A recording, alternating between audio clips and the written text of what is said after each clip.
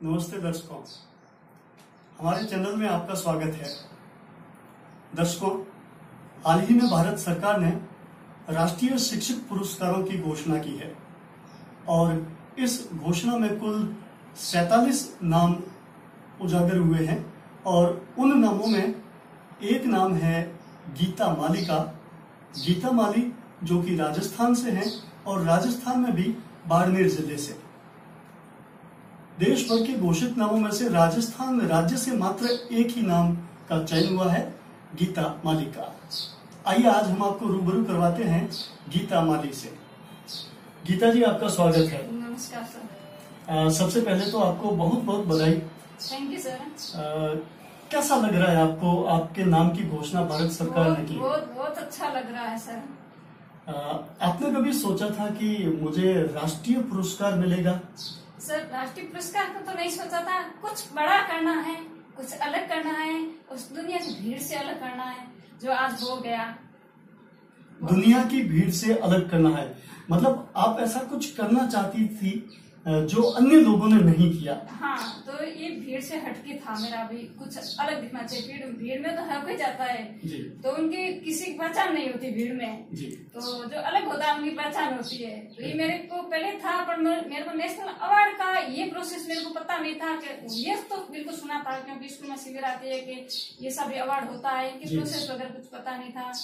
जैसे अभी आया फॉर्म तो मैंने पीडीएफ ग्रुप में देखी, किसी ने विभाग के थ्रू पर मैंने नहीं देखा था। तो मैं पीडीएफ देख के पढ़ के देखा भाई उसमें क्या क्या डोमेट थे, क्या क्या टॉपिक थे। टॉपिक को पढ़ा तो वो पूरे टॉपिक मेरे पास में थे। जी जी। तो मैं ठीक है, अपन करते हैं, अप्लाई करते हैं। हाँ, अप्लाई किया और जो जैसा उनका निर्देश था उनके अकॉर्डिंग करके मैंने डेट बाई डेट टाइम पे किया। तो यहाँ के बाड़मेर ब्लॉक से शुरू हुआ, ब्लॉक से जिले से स्टेट से नेशनल तक गया, वो मेरे को पता नहीं। बहुत अच्छा। आपको सीधी अभी परसों शायद 24 घंटे पहले ये घोषणा हुई है ना? हाँ बिल्कुल, 24 घंटे और आपको पता लग गई। और एक बात सीधी बताइए कि जैसे ही आपको घोषणा का पता लगा तुरंत एक क्षण में आपके दिमाग में क्या आया? मेरे को शाम को 7 बजे जैसे रिजल्ट आया तो बीकानेर से फोन आया, जो हमारे टीम के पहले भी कमेटी के थे अरुण कुमार जी। तो उन्होंने फोन किया कि कांग्रेचुलेशन गीता, और राजस्थान से एक ही है। क्यों इंटरव्यू का पहले वहाँ रिसेंट हो रहा था ना, तो हमारे राजस्थान की 6 सीटें थी, 6 लोग थे। 6 लोग ही सर को बात बताओ ना, परसेंट वाले थे। नवोदय स्कूल के, सैनिक स्कूल के, मॉडल स्कूल के, उनके आगे मैं तो वहाँ जाके सर को बोला मेरा तो नेशनल अवार्ड मिल ही गया है। तो उन्होंने बोला कि आपका एक ही का हुआ, तो थोड़ा सा झटका लगा। मैं भी 6 में से उनका होना था, मेरा कैसे हुआ? अपन बाड़मेर वालों का कहाँ से आ गया? बाड़मेर वालों का से, पर इतना मेरे को विश्वास था। जो अपने माध्यमिक निदेशक डायरेक्टर सौरभ स्वामी ने मेरे को कहा, गीता बाकी वाला का हो ना हो, आपका जरूर होगा। हाँ, तो मैं बहुत बेफिक्र थी। वैसे मेरे को इतना परेशान नहीं थी, इंटरव्यू देने वाले साथ में थे, वो बोल रहे गीता आपको कुछ नहीं लग रहा है कि हम तो इंटरव्यू की तैयारी, पसीने छूट रहे हैं, आप तो सच घूम रही है। सर इसमें क्या है, इंटरव्यू तो है और क्या है। तो आप एकदम सहज रही और सरल रही। गीता जी, आपने भी थोड़ी देर पहले कहा कि मैं कुछ अलग हटके करना चाह रही थी। तो मैंने ज्ञात किया कि आपकी शुरुआत तो एक शिक्षा कर्मी स्कूल से हुई है। और शिक्षा कर्मी स्कूल तो ऐसी जगह होती है जो अनअप्रोचेबल एरिया होता है इस राजस्थान में, दूरस्थ एकदम इंटीरियर में, और वो प्राथमिक स्कूल होती है। तो इतनी दूर उसके आसपास भी कोई सुख सुविधाएं भी नहीं होती है, यहाँ तक कि सड़क भी और आवागमन भी नहीं होता। आज भी नहीं है। तो आपकी स्कूल कौन सी स्कूल है, कहाँ से आपने शुरू किया और अभी कहाँ पर है? हाँ, स्कूल मेरे बाड़मेर जिले में कवास गांव में, जो 2006 में चर्चित हुआ था। हाँ, बाढ़ के कारण वहाँ मेरा ससुराल है। वहाँ जब शिक्षा बोर्ड आई थी तब उस गांव के, वो कहते हैं ना, सबसे पढ़ी लिखी पढ़ाई की धनी में थी और 10वीं पास थी। अच्छा, आप केवल 10वीं पास थी और सबसे उच्चतर शिक्षा आपको थी। इसका मतलब बाकी वाली कोई लेडी 10वीं पास भी नहीं? जेंट्स में भी नहीं थे सर। जेंट्स में भी नहीं थे? मेरे बैच में डेयरी में नहीं थे। जी। मेरे देवर पढ़ रहे थे, वो मेरे साथ में थे 10वीं में, बाकी कोई नहीं था। अच्छा। और जैसे आई तो वैसे ससुराल आई तो 8वीं पास थी, पढ़ने की कुछ भूख थी, आग थी, उन्होंने मेरे को मन रुकने नहीं दिया। जैसे आई तो वो हुआ सबका, स्कूल की बात आई तो क्योंकि गवर्नमेंट जमीन थी नहीं, खातेदार जमीन थी, जमीन के लिए कुछ काम चला। पापा जी का आशीर्वाद रहा, वो मैंने मेरे हिस्से से भी ससुराल वालों को बोला वो बोले 5 बेटे खातेदारी जमीन गवर्नमेंट को नहीं दी जाती है। हाँ, इतनी सारी जमीन कैसे देते हैं? हाँ, पूछते नहीं जमीन। तो मैंने बोला एक हिस्सा तो मेरा ही बनता है ना। हाँ। तो मेरे हिस्से की आप 3 बीघा दे दो। तो वो राजी हो गए। अच्छा। हाँ, मैंने कहा आप 6 माह की आप फसल लेते हो, बाकी तो फसल है नहीं। 6 माह का बाजरा 6 माह लगाओ खाओ और कुछ है नहीं। मैं इस पर कुछ जमीन करना चाहती हूँ। मतलब आपने अपने परिवार और अपने हिस्से की जमीन स्कूल के नाम दे दी। दर्शकों, हम आपको बताना चाहेंगे 2006 में जब बाढ़ आई थी कवास में, लगभग 100-150 लोग मर गए थे उस बाढ़ में दुर्भाग्य से। और उस बाढ़ में इनकी स्कूल भी बह गई थी और इनकी स्कूल के बच्चे भी बहुत ज्यादा हानि हुई थी, जन हानि हुई थी बच्चों की भी।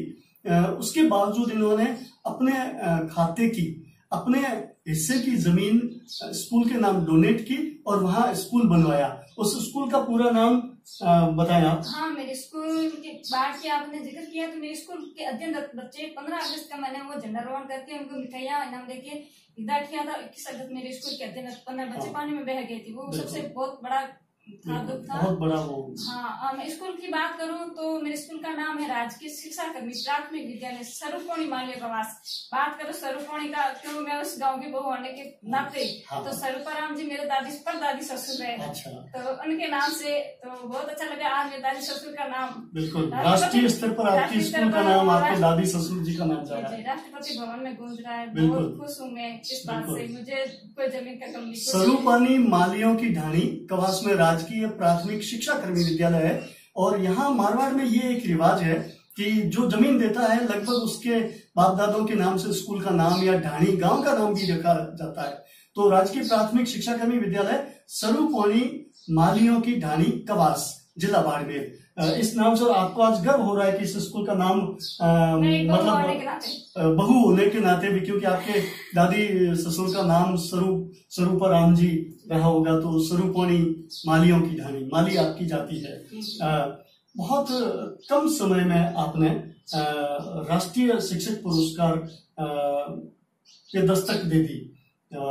इस पूरे सफर का आपको सफर पर चलने की, कठिनाइयों को सहन करने की, लोगों के ताने सुनने की, लोगों द्वारा असहयोग को सहने की शक्ति, साथ ही इस पुरस्कार के लिए और काम करने के लिए प्रेरणा आपको कहाँ से मिली? प्रेरणा सर, जब कुछ था नहीं वहाँ गाँव में, ना तो न्यूज़पेपर आ रहा था।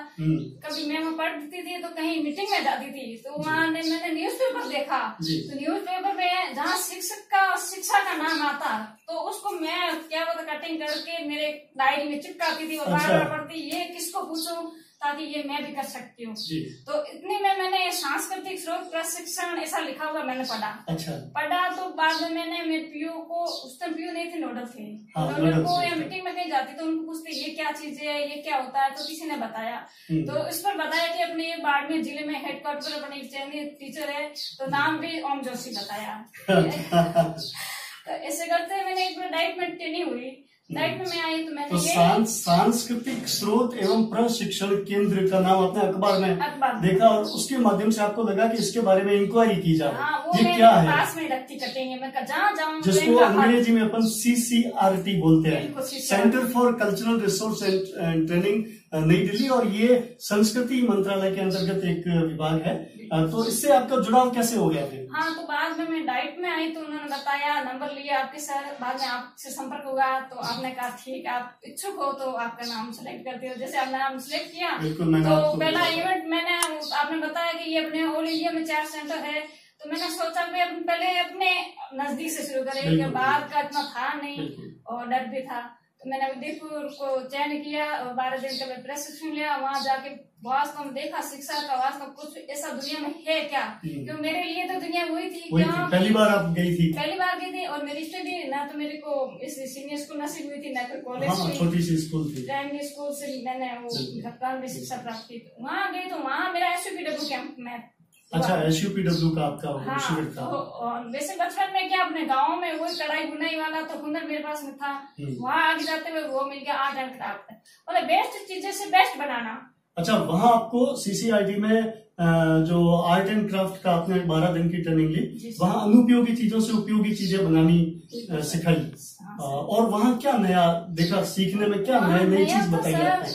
ऑल इंडिया के लोग आए थे ना, उनका कल्चर, उनका देखा आपसी भाईचारा, वो मैंने यहाँ नहीं देखा था। बाड़मेर में वो भाईचारा नहीं देखा, अपनापन देखा, तो वास्तव में इतना अच्छा लगा। वापस आते हुए एकदम जैसे अपनी बेटी को विदा करते तो मैं 2 घंटे वहाँ रोई। क्या बात है, इतना फैमिलियर पारिवारिक माहौल बन गया, वो गम था। और सीखने के तो क्या बात कर रहे, खूब सीखा। वो अखिल भारतीय स्तर का प्रशिक्षण संस्थान है, खूब सीखा। वो सीखने के बाद में जब स्कूल आई, कुछ अब तो करना ही है, मेरी बच्चियों के लिए करना। मैं एक बच्ची होने के नाते मैंने वो नहीं देखा है, और मैं होते हुए मेरे ये कैचमेंट एरिया की, स्कूल की, मेरे घर की, उनको ये ना देखने को मिले क्योंकि हमने कोई कुछ नहीं देखा है। तो वहाँ की अलग अलग जब बात करें मैं खाने की, तो मैंने वो खाना घर पे नहीं खाया, वो वहाँ भी देखा। अच्छा। क्यों वहाँ मीनू की कुड़ी बनते थे, उसमें स्वादिष्ट भोजन जो भी था, अपने तो भी सब्जी रोटी खिचड़ी जो भी अपने। हाँ, तो मैंने वापस में स्कूल आई, MDM में भी सुधार किया।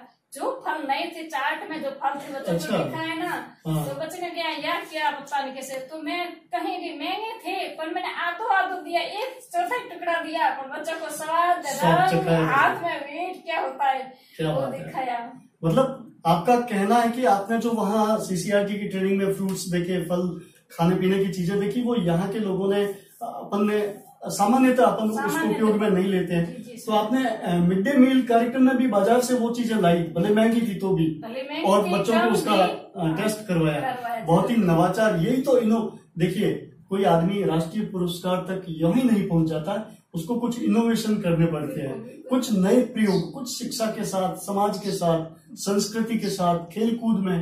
तो इन सब चीजों के अलावा भी आपकी किसी में रुचि है? हाँ, इसमें भी मैंने ये तो MDM का वो, पर वो जो वेस्ट एंड वेस्ट में मैं यहाँ किया तो मेरे 2 बच्चे सिलेक्ट हुए।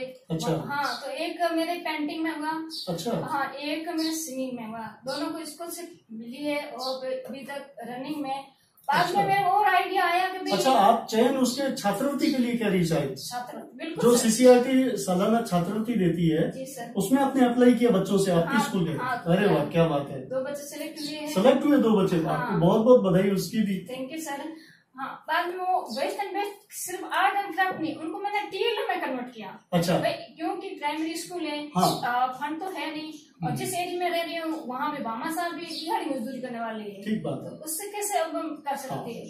तो मैंने उनको TL में टॉपिक वाइज जैसे चैप्टर पढ़ा कि ये TL में ये कैसे बनता है, कि वो बनाने के लिए मेरे को मिल गए थे क्लास, तो उनके अकॉर्डिंग मैं TL बदला।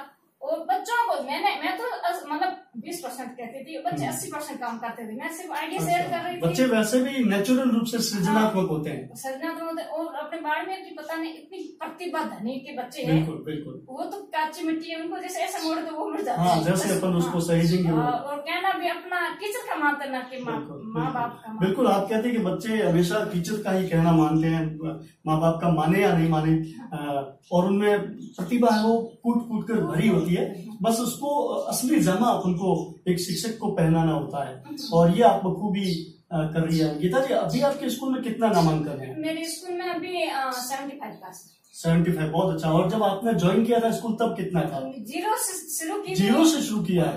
अरे वाह, क्या बात है। खेजड़ी के पेड़ के नीचे से शुरू किया। अच्छा, स्कूल बिल्डिंग भी नहीं थी? स्कूल नहीं थी, खेजड़ी के पेड़ के नीचे आप बैठती थी और वहीं स्कूल चलाती थी? कोई सुख सुविधा नहीं थी जी। हाँ, पानी में घर से लेके जा रही थी, सिर पर मटका था। अच्छा। में मेरा बच्चा था। क्या बात है। और काख में मेरे स्कूल के वो रजिस्टर था।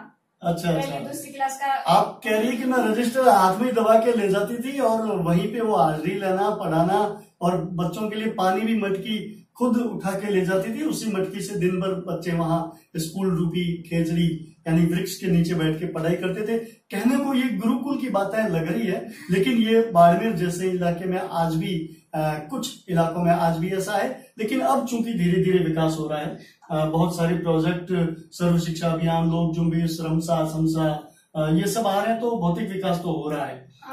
आप कुछ कहना चाहेंगे? विकास तो हो रहा है, पर प्राइमरी में वो भी लागू नहीं है। जैसे कक्षा का चल रहा है, वो भी कक्षा 6 से है। अच्छा। एक वो कंप्यूटर वाला चल रहा है, वो भी 6 के है। और पहले भी ऐसा था कि लाइट कनेक्शन है, तो वो भी मिडिल स्कूल में। जब लाइट का मुद्दा आया ना सर, तो मैं ऐसे गई, मैंने उनको रियलाइज करवाया, सर लाइट का मेरे को क्यों नहीं दे रहे, प्राइमरी को क्यों नहीं दे रहे? वो बोल रहे बोले कि ऐसा है ना, अभी निर्देश नहीं है। मैंने कहा जब अपने घर में लाइट जाती है ना तो सबसे पहले कौन किसकी आवाज है? छोटा बच्चा है क्या? वो बच्चा रो रहा है कि लाइट चली गई है। तो मेरे पास में छोटे बच्चे हैं और ये आपको पता गर्मी का मौसम है और मेरे को लाइट कनेक्शन चाहिए। तो मैंने बांद्रा ग्राम पंचायत में सीनियर सेकेंडरी स्कूल छोड़ के पहली लाइट कनेक्शन 2011 में मेरे स्कूल में मैंने करवाया। क्या बात है। हाँ, बाकी सीनियर स्कूल में और मिडिल स्कूल में चेक आए थे उनकी लाइट कनेक्शन, उन्होंने रिटर्न किए चेक। अच्छा, जबकि मैंने उस चेक को यूज करके मेरे स्कूल लाइट कनेक्शन करवाया। बहुत अच्छा, बहुत बहुत बधाई। आपने एक बहुत ही मतलब जोरदार काम किया है। सरकारी, शायद आपके कथनानुसार सरकारी सिस्टम में ये नहीं है कि प्राथमिक स्कूलों को बिजली से जोड़ा जाए, उच्च प्राथमिक से शुरू होती है नियम के अनुसार, लेकिन आपने संघर्ष करके बड़ी मुश्किल से प्राइमरी स्कूल में बिजली कनेक्शन करवाया है। और आज भी जिले के शायद हजारों स्कूल ऐसी है जहां बिजली कनेक्शन नहीं है, लेकिन गीता जी की स्कूल में है। गीता जी, आपके स्कूल में कितने कर्मचारी है, कितने स्टाफ है? हमें 2 ही है। जिस टाइम वो भी रूल्स था शिक्षा कर्मी में कि उसी गांव की बहू और उसी गांव का बेटा होना चाहिए, चाहे कोई कास्ट धर्म दुश्मन नहीं था। तो मैं उस टाइम शिक्षा कर्मी दोनों लगे थे। मैं 10वीं पास थी और मेरे सर 12वीं पास थे। मैंने मेरी पढ़ाई जारी की और सर ने जारी नहीं रखी। अच्छा। तो मैं ऐसे करके मैंने 10वीं के बाद 12वीं की, बीए की, एसटीसी की, एसटीसी पत्राचार में करवाई थी गवर्नमेंट ने। वो करने के बाद मैं प्रबोधक बन गई 2008 में। और मेरी पढ़ाई में जारी थी। मैंने बाद में बीए की, बीए करने के बाद में मैंने बीएड की। अच्छा। बीएड करने के बाद में मैंने एमए समाज शास्त्र की, क्योंकि कोई गाइडेंस था नहीं। मैं सोचा कि समाज में रह रहे हैं तो समाज शास्त्र कर लेते हैं। समाज को परिभाषा नहीं, क्या है समाज सब परिभाषा में थे। तो मैं समाज में समाज शास्त्र में की। जब 2013-14 में भर्ती आई फर्स्ट ग्रेड की, तो और राजस्थान में 3 पोस्ट आई। तब मेरे को झटका लगा, 3 पोस्ट से मेरा सिलेक्शन, तो कुछ सोचना है। तो मैंने उसके बाद में सोचा ज्योग्राफी। अच्छा। तो मैंने दूसरी सब्जेक्ट ज्योग्राफी से एमए की।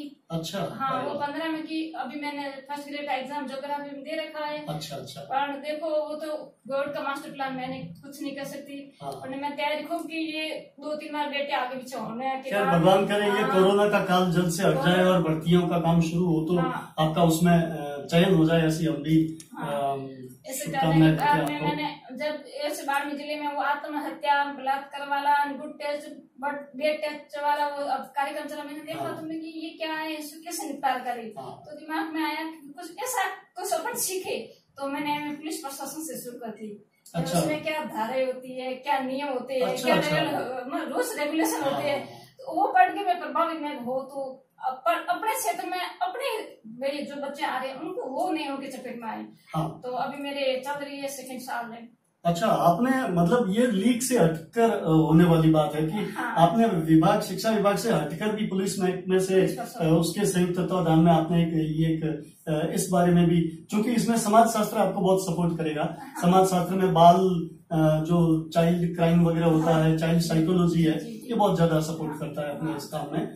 तो गीता जी, बहुत अच्छा लगा कि आपने एक प्रबोधक, आपका पद प्रबोधक है।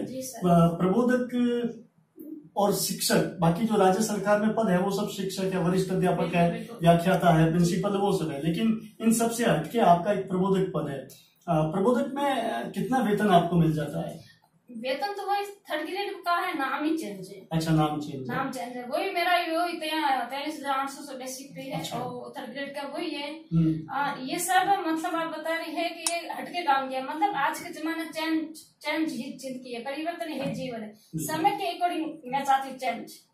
हाँ, वैसे तो बात करें ना, एक टाइम हाथ में नोकिया फोन था, उनका अभी तो पता नहीं। अब नोकिया फोन रहेंगे तो आज एकदम अपना भी पता नहीं रहेगा। अब नोकिया लेके चलेंगे तो अपना काम नहीं चलेगा। हाँ, तो समय के अकॉर्डिंग चेंज। ठीक है गीता जी, ये तो आपने समय के साथ ढल के बहुत सारे नवाचार किए हैं, समय के साथ चल रही है। एक छोटी सी जगह है, शायद आप शिव ब्लॉक में, शिव के पास में आपकी ढाणी है, आपका पीहर है। और आपके पिताजी भी शिक्षक रहे हैं, बहुत कर्मठ शिक्षक रहे हैं, मेरा उनसे संपर्क भी है। आपकी रुचि स्काउटिंग गाइडिंग में भी रही है। हाँ, उसके बारे में संक्षिप्त में कुछ बताएं। तो सर ये सब 2 रुपए 1.5 रुपए वाली न्यूज़पेपर की देन है। सब मैंने जो भी सीखा है ना, मैं जहाँ थी मेरे को पेपर मिलता तो वो मैं गौर से पढ़ती। और मेरे माइंड में पहले यही था कि कोई काम करने के पहले 3 इमेज बनती है, पहले माइंड में बनती है, बाद में पेपर पर बनती है, बाद में तीसरी धरातल पर बनती है। ठीक बात है। हाँ, तो शिक्षक और शिक्षा ये था। तो वो भी मैंने स्काउटिंग वाला देखा, कोई पूछताछ करके, जैसे मैंने अखबार में देखा आपने? सब अखबार में मेरे लिए गाइडेंस करने वाले अखबार में। क्या बात है। हाँ, बाकी तो ट्रेनिंग में आने के बाद में सब आदर्श है ही, पर शुरुआत में मेरा न्यूज़पेपर कहीं भी मैं ना कहीं भी कागज देखती ना तो छुप छुप के पढ़ती। मेरे सासू कहते हैं कि कचरा बात में कुछ ये देखी ना, काम छोड़ के झाड़ू लेके ये पढ़ने लग जाती थी। बाद में छुप छुप के पढ़ने लगी। तो वो स्काउटिंग में हुआ तो पूछा तो कि ये कैंप होता है, तो मैंने पहला बेसिक कोर्स किया माउंट आबू से, और करने के बाद में मैंने स्कूल में यूनिट लागू की। प्राइमरी स्कूल में मेरी बुलबुल होती है। हाँ, बुलबुल। हाँ, तो मैंने यूनिट शुरू की और बच्चों के साथ में काम करना शुरू किया। बच्चे भी चटपट के भाग लेने लगे। बहुत प्रॉब्लम आ रही थी यूनिफॉर्म की, तो मैंने जेब से यूनिफॉर्म करवाई। अच्छा, आपने अपनी जेब से बच्चों की यूनिफॉर्म करवाई बुलबुल की? जी सर। क्या बात है। हाँ, बाद में मेरे बच्चे अभी बुलबुल उत्सव में भी जोधपुर चौपासनी और स्टेट का था। वहाँ लेके गई। अभी डेजर्ट ट्रेकिंग बाड़मेर में था, पूरे स्टेट का था, वहाँ बच्चों को लेके गई। और मेरे बच्चे गोल्डन एरो जो राष्ट्रपति पुरस्कार के बराबर होता है, गोल्डन एरो, तो लास्ट ईयर में 4 बच्चे सिलेक्ट हुई और अब जस्ट 17 बच्चों का चयन होने वाला है। 17 बच्चों की लिस्ट आ चुकी है, फॉर्म कंप्लीट हो गए। बहुत बहुत बधाई आपको। 17 बच्चे उसमें चयन हो रहे हैं। गीता जी ने एक छोटी सी जगह से अपनी यात्रा शुरू की। बिल्कुल 10वीं पास होके आप बहू बन के किसी गांव में गई, वहां शिक्षाकर्मी भर्ती निकली। स्थानीय दर्शकों, शिक्षाकर्मी प्रोजेक्ट स्वीडन गवर्नमेंट के सहयोग से राजस्थान में लागू किया गया था और इसमें ऐसे इलाके में स्कूल खोला जाता था जहां आसपास कोई स्कूल नहीं हो, कोई सुख सुविधा नहीं हो। वहीं लोकल 50 बच्चे, अगर कम से कम 40-50 बच्चे मिल जाते थे पढ़ने लायक, जो अन्य स्कूलों में नहीं जाते हो, तो उनके लिए एक शिक्षाकर्मी स्कूल खोली जाती थी। और वहीं का लोकल लड़का या वहां की बहू रानी, बेटी नहीं, चूंकि बेटी शादी करके अन्य गांव में चली जाएगी, इसलिए वहां की बहू रानी या बेटा का चयन करके उनको टीचर लगाते थे, उनको ट्रेनिंग देते थे। पहले 45 दिन की, फिर 10-10 दिन की, 15-15 दिन की चलती रहती थी ट्रेनिंग, इन सर्विस चलती रहती। उसमें आप शिक्षाकर्मी के रूप में लगी। मुझे भी अनुभव रहा है शिक्षाकर्मी प्रोजेक्ट संभालने का। बाड़मेर ब्लॉक की शुरुआत भी मैंने की थी और मैंने भी 30-40 स्कूल खोले थे। तो ऐसे शिक्षाकर्मी बहुत ही अच्छा एक प्रोजेक्ट था, उसमें काम किया। अब यहाँ तक आप पहुंची है। गीता जी, आपने बताया कि आपने ये सब आगे बढ़ने का जो प्रेरणा है वो CCIT की ट्रेनिंग से ली। उदयपुर में आर्ट एंड क्राफ्ट की आपने ट्रेनिंग ली 12 दिन की, वहां से शुरुआत की। अब बहुत सारी आप संस्थाओं से जुड़ रही है और भगवान करे और भी बहुत सारी संस्थाओं से आप जुड़े। संक्षिप्त में आप हमारे शिक्षक वर्ग को क्या संदेश देना चाहेगी? आपको जो लग रहा है, आपको जो अनुभव हो रहा है कि बिना कोई सिफारिश, बिना कोई अप्रोच, बिना कोई लोगों के सपोर्ट किए और बिना कोई मार्गदर्शन लोगों से प्राप्त किए भी अपने बल पे आप कैसे आगे बढ़ी है। बहुत सारे शिक्षक ऐसे हैं जो काम करना चाहते हैं, उनकी प्रेरणा के लिए आप 2 शब्द बताएं। हाँ, थैंक यू सर। मैं ज्यादातर बालिका शिक्षा पर, मैं महिलाओं के लिए मैसेज देना चाहती हूँ। वो कहते हैं कि भाई ये लोगों के ताने बाने में मैंने सुना है कि आपकी औकात नहीं है। मैं ज्यादातर, क्योंकि मेरे को टीवी वगैरह था नहीं, तो मैं प्रकृति पर बहुत विश्वास करती हूँ। जब कहीं बैठी रहती हूँ ना, तो फलों से लदे हुए हमारे यहाँ बेर होते हैं, उसी पर वो पत्थर, वो लकड़ियां पड़ती है, तो मैं कुछ तो मेरे में है, तभी मेरे को ताने बांधे रही है। खाली किसी ठोंठ के पत्थर भी कोई लेकर नहीं। किसी को जैसे घर में देरानी जेठानी होती है तो एक का लाड होता है, एक को कहते हैं, तो मैं वो प्रकृति पर ले लेती हूँ। देखो जिस पर फल होते हैं उसी पर हल्के पत्थर मारते, तो शायद मेरे साथ ये हो रहा है, तो क्या बताए। और बात परिस्थिति है, तो कहते हैं कमल, कीचड़ में कमल खिलता है, कांटों में गुलाब खिलता है, तो परिस्थिति में गीता भी खिलती है। ये मैं खुद के लिए यही प्रेरणा देती थी। दूसरा बात है, किसी का भी रोना मत, काम परिस्थितियां आएगी, परिस्थितियां हमें बिखेरेगी नहीं, निखारेगी। मेरे अंदर की भाव है। वे कहते हैं ना, परिस्थितियां हमें हमारी परीक्षा ले रही है कि आप ऐसे परिस्थितियों से कैसे निकलते हैं। बन बनाए रास्ते हर कोई निकलता है। तो मैं भी ये सोचती हूँ, मेरी जिंदगी अंधेरी भरी है, गलियारी है, तो मैं मेरी जिंदगी की 200 मीटर हेडलाइट, जैसे रात को निकलते गाड़ी 200 मीटर के अपन रोशनी देते, 200 मीटर आगे जाओगे, 200 मीटर लाइट आगे चले जाएगी। ऐसे करके आज मैं यहाँ तक पहुंची हूँ। और महिला को ये मैसेज देना चाहती हूँ, खुद पर विश्वास करो, खुद का कॉन्फिडेंस है तो कोई माई का लाल अपन को हिलाने वाला नहीं। क्या बात है, बहुत अच्छा संदेश दिया। दर्शकों, ये थी गीता जी माली, जो कि एक प्राथमिक छोटे से स्कूल में शिक्षिका है और इतने ऐसे समय में बहुत कम 10-12 वर्षों में इन्होंने अपनी सेवाएं शुरू करके आज राष्ट्रीय पुरस्कार, राष्ट्रीय शिक्षक पुरस्कार के लिए आपका चयन हुआ है। पूरे देश में 47 नामों की घोषणा हुई है, जिनमें पूरे राजस्थान से केवल एक ही नाम है और वो नाम है बाड़मेर जिले के दूरस्थ इस शिक्षाकर्मी प्राथमिक विद्यालय स्वरूपवाणी मारियाओं की डाणी कवास जिला बाड़मेर का आप गीता जी है। और आपसे बात करके हमें बहुत अच्छा लगा। आपका जो सहज भाव है, आप बिना ताम झाम के, बिना बहुत हाई फाई के, बहुत ही बिना ज्यादा सुविधाओं के तल्लीनता से अपना काम करती है, ये बात हमें बहुत अच्छी लगी। आपके लिए बहुत बहुत शुभकामनाएं और कामना करते हैं कि अगली 5 सितंबर को राष्ट्रपति भवन में महामहिम राष्ट्रपति जी के हाथों से आपको पुरस्कार वितरण किया जाएगा। केवल हम ही नहीं, हमारा पूरा बाड़मेर और हमारा पूरा राज्य आपके साथ है, पूरा शिक्षा विभाग और अन्य सभी लोग आपके साथ है और आपके उज्जवल भविष्य की कामना करते हैं। दर्शकों, अब मुझे ओम जोशी को आज्ञा दीजिए, फिर अगली किसी शख्सियत के साथ मुलाकात होगी। नमस्कार। अब कोई बात छूटी तो नहीं है अपनी? नहीं छूटी, लगभग कितना ड्यूरेशन हुआ भाई? आधा घंटा हो गया। बीच